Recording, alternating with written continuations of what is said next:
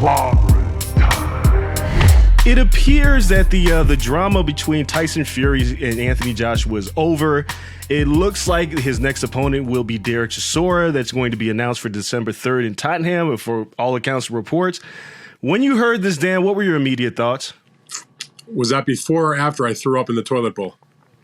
Yeah, let's go with after. Yeah, I was not happy about it. I mean, it's a garbage fight, let's be honest. I mean, I've said that before. It's no shock. And by the way, I've got nothing against Tyson Fury. I've got nothing against Derek Chisora.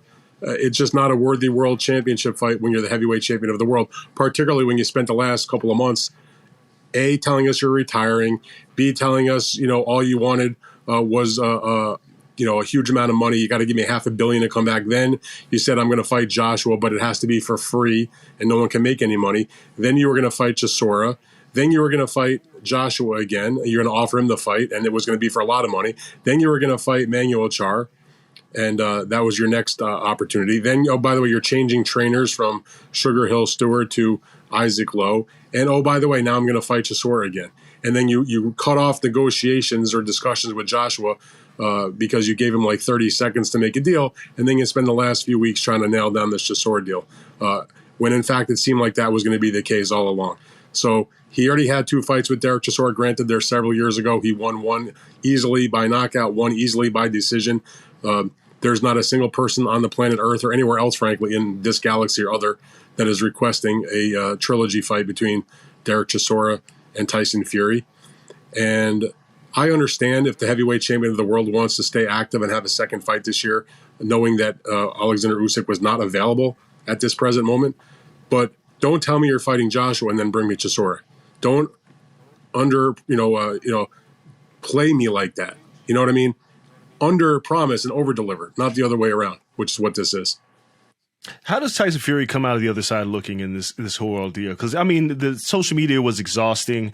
Obviously, people wanted to see the Joshua fight, but those of us knew better. It was like the way he was framing this, it just wasn't going to happen. But we're us, and we've covered the sport for a while, and you much longer than I. But how does he come out of the other side looking as an individual, not just as a fighter? Because we know what he does in the ring.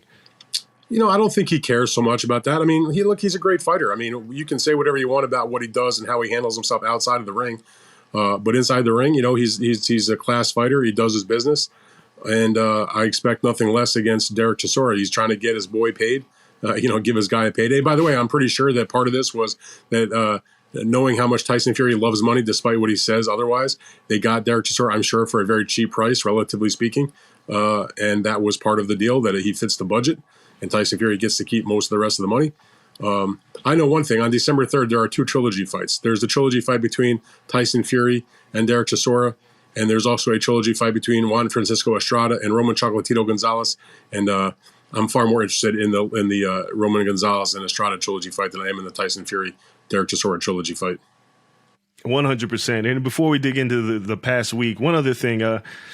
Is it time to start worrying about Spence Crawford being made? Or have we started to reach that point? Obviously, November 19th is off the table, but where do you think we're at with this? Because this thing is dragging out. Well, it's been dragging out for the last several years, first of all. So, the fact that it's dragging out a little bit more as they try to get it over the line is not a shock to me.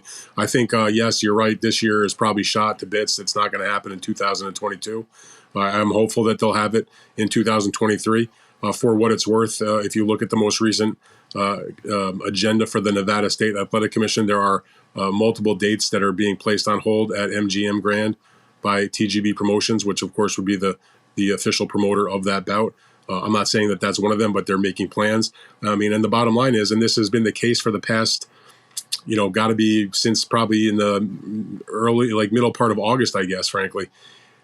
Team Crawford, by all my accounts, by what I am told by multiple sources, is that the framework is there, the Spence team is good to go, and that there is some type of stalemate that exists between Terrence Crawford and Al Heyman in terms of what the final contract will look like. And it's up to them to figure it out. I mean, Al Heyman is obviously a smart and experienced business person, certainly within the sport of boxing. Terrence Crawford is a tremendous fighter, but a very stubborn individual, and not maybe as well versed in the business of boxing as he is in the fighting of boxing. And it's up to them to try to, close the gap and get on the same page. And I've said it steadfastly for a long time, Andreas, that if this fight doesn't happen, I'll be upset. But it's more shame on those athletes for this fight not to happen, because they deserve to have it for their legacies as much as we deserve to have it as fans. I agree 100%. And, I've heard the same thing about the transparency, and it's on the Bud Crawford side. Here's the thing that I'm most interested in. These two have been out of the ring for quite some time. Is it possible that the longer that this drags out, that if you're Errol Spence, I don't know if you can possibly do this if you're Terrence Crawford, that you take another fight in the interim? That ain't going to happen. I mean, let's use first of all, Errol Spence did have a fight this year. Number one. Right. Terrence Crawford is the one that will go the entire year without fighting. He hasn't fought since late last year when he had the victory against Sean Porter, which is unfortunate when you're considered one of the number 1, 2, 3, 4, whatever top fighters in boxing pound for pound. You're a reigning world champion. You're undefeated. You've been the fighter of the year. You've had a tremendous career, and then you take a year where you're theoretically still in your prime and you just don't fight. It's just very unfortunate, and you don't ever make those paydays back or those big fights back. I mean, it's time gone to to the history books. But I don't believe there will be interim fights. That is too much of a messy situation. There's too much at stake.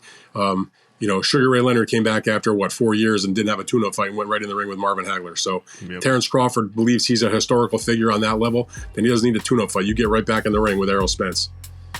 Yeah, I've saw a lot of people talking about that. These two need to fight. No, they'll fight each other. I think that if they're going to fight, they're going to fight each other next, and that's it. Unless this entire thing blows up, there's going to be no fights in between.